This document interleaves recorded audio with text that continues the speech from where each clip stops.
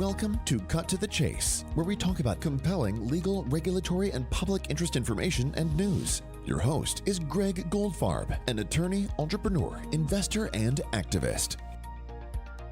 All right, folks, it is time for our favorite podcast, Cut to the Chase, on this October 31st. What should I do? I think I should bring Amy Barrie, my favorite Mass Tort Acquisition Strategist from Broughton Partners, to talk to you today. But let me, you know what? I hear something. Hold on. Oh, I think somebody's coming in. Okay. Aha!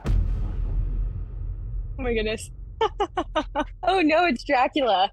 Just devoured my last victim, and I don't want that to be you. So Amy is going to talk about the latest big mass tort that you might be thinking about getting into.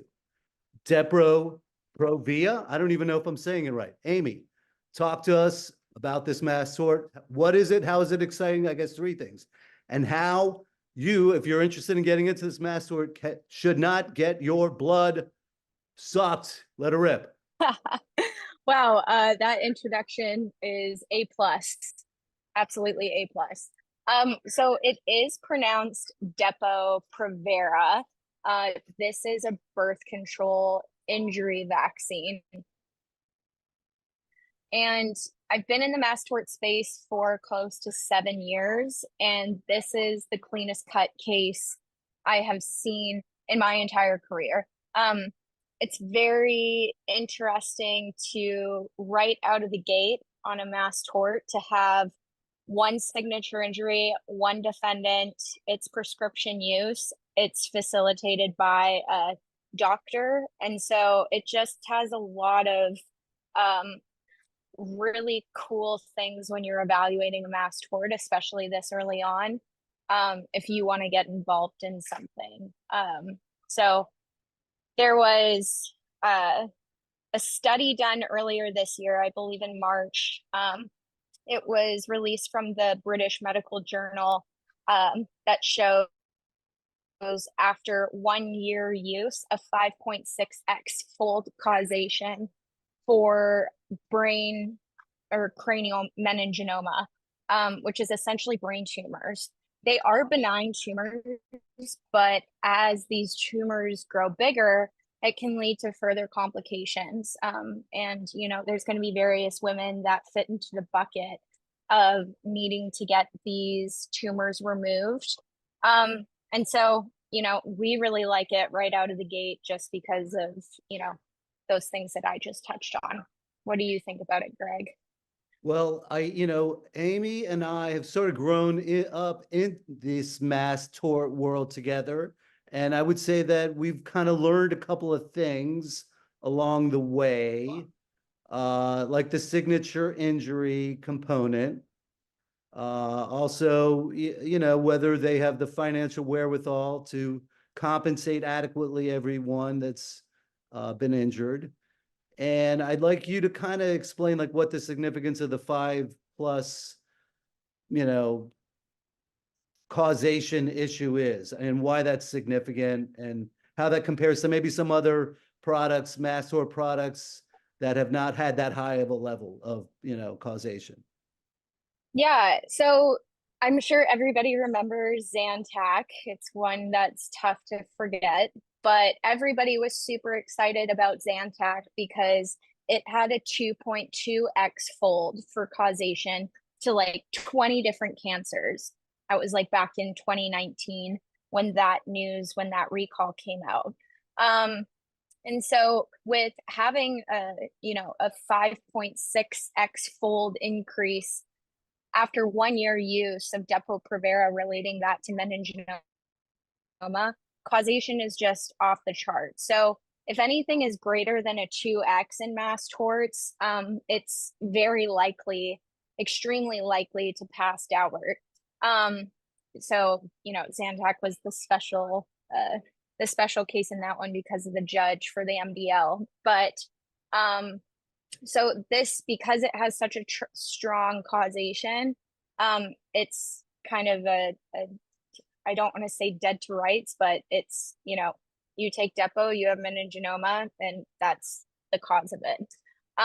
And so, yeah, when you evaluate a mass tort, you obviously want to look at what the damages are in something, and, anything relating with the brain, that's something that's going to have very likely severe damages on it.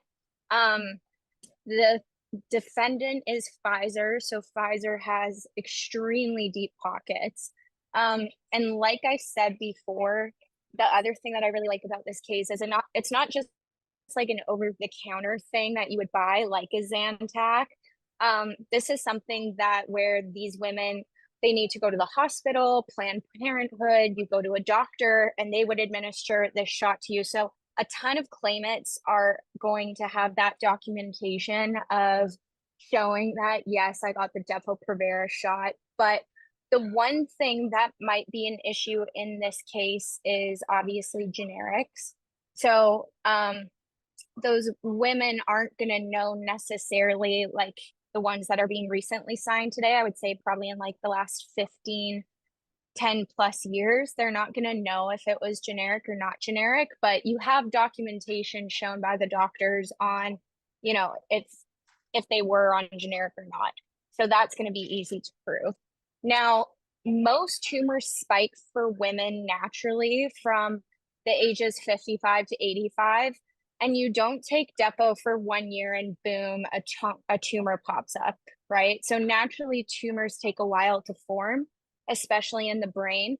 And most of these women who were taking Depo from, the ages of 20 to 30 is usually when women take birth control. If you're looking back in the 80s and 90s when these women would have been taking it, and you look at that time table, generics didn't exist that were around today. So obviously you can't sue a generic company, right? But where this litigation is really different, do you know what white labeling is, Greg? I do, but I would like you to explain to me to make sure I know it correctly. Sure. So like whenever you see, all right, so I'll use this cup for instance, right? So this cup was likely white labeled. So the manufacturer made a bunch of them, and then different brands will take their brand and stick their brand onto it and then sell it at an increased price, either online or in stores. Tons of clothing is also white labeled, coffee, water bottles, so on and so forth. And so what Pfizer did here was they were making so much of this product that they ended up white labeling it to the generic companies to sell. So even if it was a generic drug, we can still trace it back to Pfizer and hold them liable through innovator liability. So I'm not saying that generics aren't an issue in this case, but they're not entirely an issue. So I absolutely love this litigation, like I said, because one, it's prescription use. We have that documentation on this stuff. You have one product, you have one signature injury, and it's clean cut. And I do want to make this known that I'm not making the statement that there is no risk in this litigation, but right out of the gate, you have off the chart causations from a peer reviewed study. And if firms want a significant role in this litigation, meaning they want to pull for leadership or they want to have a spot at the table, this is the time where you build an inventory. Or flipping that coin, if if you take cases and you refer them out and that's your business model, this has everything written all over it that you want to at least have some sort of position in this litigation. Even though it might take 3 to 4 years to settle, you still got involved early. The criteria is not going to change much from now until settlement. And the earlier that you get involved in a mass tort, the more likely that you may have a bellwether case in your docket or just a higher quality docket that you can build for a lower acquisition cost. So,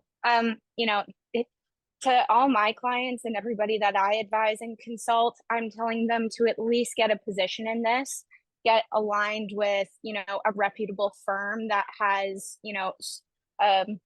really good infrastructure and have had trial experience, has MDL strategy, has state court strategy, and kind of just let it ride. Definitely put it up on your websites that you guys are acquiring this stuff as well, because an organic case is the best generated case. But make sure that, you reach out to a really reputable litigation firm, like Whites and Luxembourg or Egglet Adams or Simmons, Hanley, Conroy, firms that, have just incredible reputations. Align yourself with them, and make sure that your claimants are handled by those types of firms. And I'm missing a whole list of firms that fit inside of that reputable bucket. So don't come at me and don't get mad. But you Okay, understand the picture I'm trying to paint, though. that's a mouthful, and you can see I've already, been, blood is coming out and all that, and we have to stop the bleeding. So, you mentioned Zantac, Camp Lejeune, everybody was really excited, and the marketers were really aggressive, causing some problems. And basically what I hear you saying, I'm going to try to just, I'm not dummy it down, but, break it down, to the bare components. This is early litigation, meaning, there's like no trials. It's just this study that you referred to came out recently. People are you're going to start seeing marketing on it. And if you want to spend money marketing, one of the benefits of it being early is that it's less expensive than if they've already gone through the hoops, had some big trial victories, and it's more of a guarantee, not a guarantee, but more likelihood that you, make money on that. Agree or disagree? Did I get that right? Yeah. Okay. No, I agree. Yeah. The downside of the early litigation is that the Daubert thing that you mentioned, which is where the judge is going to evaluate your scientific proof, and that's where the study comes in at the 5-fold increase.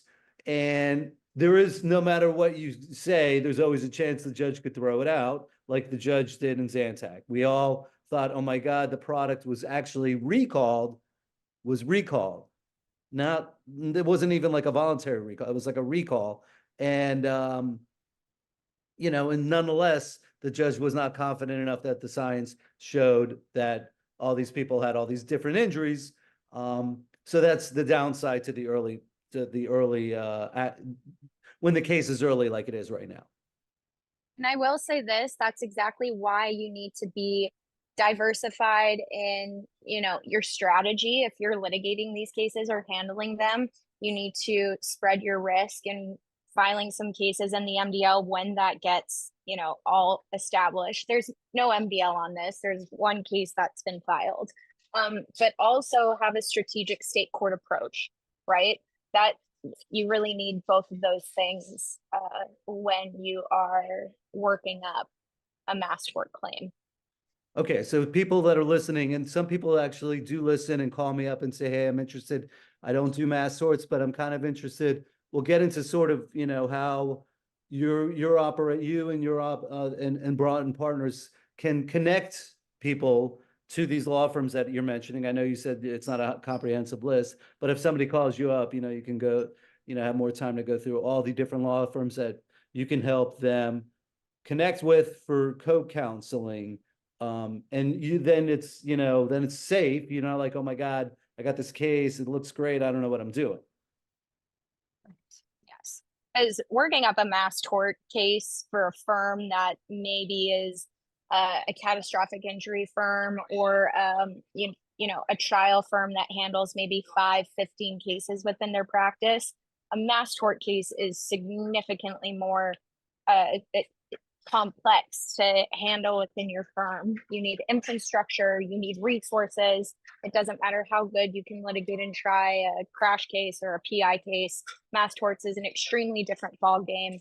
And so I would preface that to any plaintiff's firm that maybe wants to give mass torts a try and handle something in-house. Just make sure that you understand on how heavy of a lift it is, and make sure you have people in your back corner that you can lean on to, you know, get these cases handled appropriately once it becomes too much.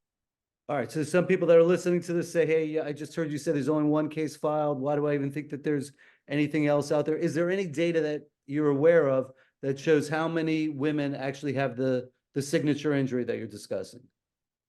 So that's a tough one to answer. There's like our TAM analysis that we've done internally. There's different conversations that what I have heard. You know, I've heard anything from between 10,000 of these cases to 30,000 of these cases, but the overall conclusion that I'll arrive at is that there's a cap on this. It's not going to be like a Camp Lejeune. It's not going to be like a Zantac. I believe we're going to have a capped claimant group on it, which makes it also attractive. But you know, who knows? It's so early on. So yeah, all right. So I want to sort of end it on this. So I want to kind of go back to the 5% issue and also the study. So when you're saying like a five-fold increase, are you saying that using this product for a 1-year period of time increases your chance of getting by 566%. Okay, yeah, no, not like 25, but 500. 566% increase that your meningioma is likely related to Depo-Provera, which is nuts. Absolutely nuts. Okay, and it's nuts. The typical number that we're looking for is like almost a 200% increase. So this is if anything is above a 2x, it gets passed Daubert. Now, the interesting thing on Zantac was the judge on it was, I have a lot of opinions on that, and I'm not going to share them with you on this recorded call. But you see what's happening in the state court cases, right? The state court cases are settling, right? And so obviously there's liability with GSK, Santa Fe. I can't say the German word for Bo or something, so I'll just call them Bo. But you know, it's just much more important as we're learning from being on the plaintiff side and from the litigation side that, you know, diversification is always the best play, no matter what your opinion is on anything. You diversify on your strategies on the cases, you diversify who you let handle your cases, you diversify which cases that you get into. Like you can't outbeat diversification in any industry that you get into. Nice. All right. So just to kind of simplify this for the audience, it's like, wow, that kind of sounds interesting, but I don't do mass torts, or, you know, I'm not even really sure what they're talking about, signature injury, what have you, whatever.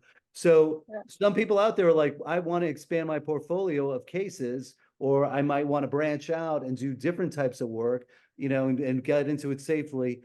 When I call you a mass acquisition strategist, what is it exactly that you do that could help? Can you help those people? Can you get them involved, get them, you know, action? I hate to use that word, cases, and set them up with, you know, a competent firm to refer them out to, or co-counsel?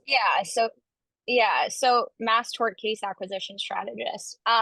So it's really important that if you do fall in the bucket of that you are a PI firm, a personal injury firm, or you are a trial firm, and you want to diversify your caseload into mass torts and start utilizing mass torts to start bringing in some passive streams of revenue into your practice.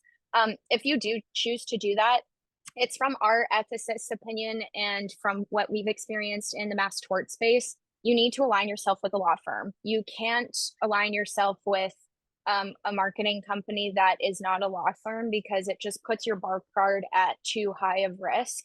So Broughton Partners, we work under a co-counsel model. So we are a law firm. The Goldwater Law Firm is our originating firm, and that's who we do all of our advertising under. So everything is already scaled on what we do internally, all of our marketing. And essentially what these firms can do, these PI firms or top trial firms, they can just participate in the marketing that's already scaled underneath our law firm's name. We can show them all the data, all the analytics behind a campaign, what the potential ROI is, what the time frame is like, so on and so forth. I don't have a crystal ball or can read tea leaves or anything like that, but we work on actual numbers and analytics and data to forecast things. And so when I work with like guys like you, Greg, I consult and advise on, all right, hey, Depo-Provera just came out. Here's the risks that are involved. Here's what I really like about it. This is what the potential of this situation looks like for your portfolio. And then you make a guess yourself on what to jump into or not. Same with things like PFAS or AFFF or the formula cases. It's how can you strategically build that portfolio of yours for your practice to make sure that you are diversified properly, your cases get intaked properly, but more importantly, the claimants get sent to reputable litigating firms to handle those claims, to take their cases to trial, to make sure that they have the infrastructure and resources to handle the communication with them, so on and so forth. So there's tons of things that you need to educate yourself about if you are diversifying into mass torts, because it's a huge education lift and you can get screwed really easily. There are tons of companies in this space that are fly by night that are, quite frankly, in my opinion, and I have a quite strong opinion of this, that bad vendors are pushing tort reform closer and closer to us, and they will be the killers of this industry. And I stand by that comment. And but Broughton Partners, I think,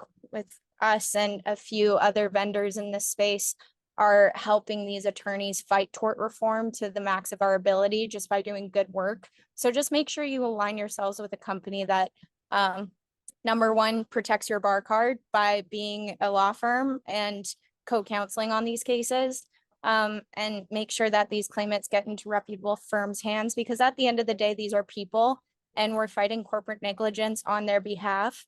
And they're going through something that's arguably something that's the worst experience of their life. So just remember that there is a business side to this, but there's also a humanity side to this. Well said. And I'm going to leave it at that. I'm going to say this, wrapping it up. The takeaway is listen to Mass Tort Guy, aka Count Dracula.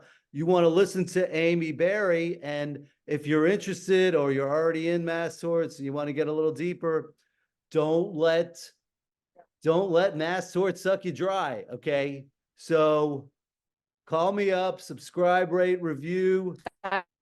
I'll connect you with Amy as she's breaking up right now. Amy, gotta go. That's all for this episode of Cut to the Chase. But before you go, will you open up your podcast app and give us a 5-star review?